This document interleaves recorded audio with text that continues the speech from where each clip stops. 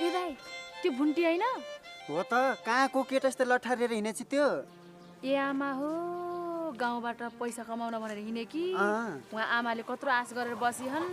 यो त यता केटासँग पो हिँड्दै रहेछ त्यही त भने राम्रोसँग सम्झाउनु पर्छ जाम त जाम ए भुन्टी अबे कहाँ हिँडे कि केटासँग मक्कारिँदै त्यही त टिका दिदी मान्छे दाइ नस्ते हाय नस्ते नस्ते नस्ते को केटा हो यो कस्तो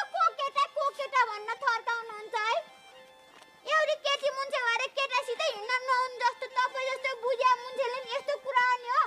अनि तपाईँ पनि त केटासित हिँड्नु भयो अनि उहाँ केटी हो र मैले को केटा भन्न सोधिहु ल उहाँ त मेरो दाइ हो दाइ उहाँ पनि मेरो दाइ हो दाइ कसरी दाइ कहरी हुनु नि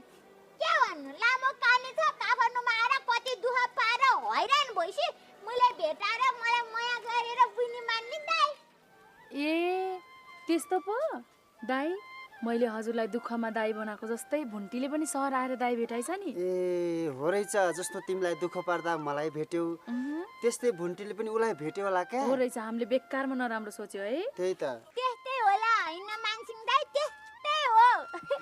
मैले दुःख पाएर कस्तो अप्ठ्यारो परेको बेलामा मलाई माया गरेर आफ्नो दाइले भन्दा पनि बढी धेरै भन्दा धेरै माया गरेर बुनी मान्ने दाइ हो मेरो उहाँ त टोकाले हो नाम टोकाले अस्ति नै त मर्न आँटेका थियौँ भोकाले अहिले त म्याडमले जाइदिनु भइछ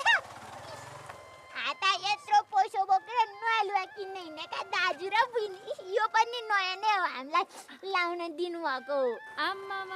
भुन्टी त कति खुसी भयो कि है त्यही त के भुन्टीको त सहर आएर भस्मै प्रगति भएछ नि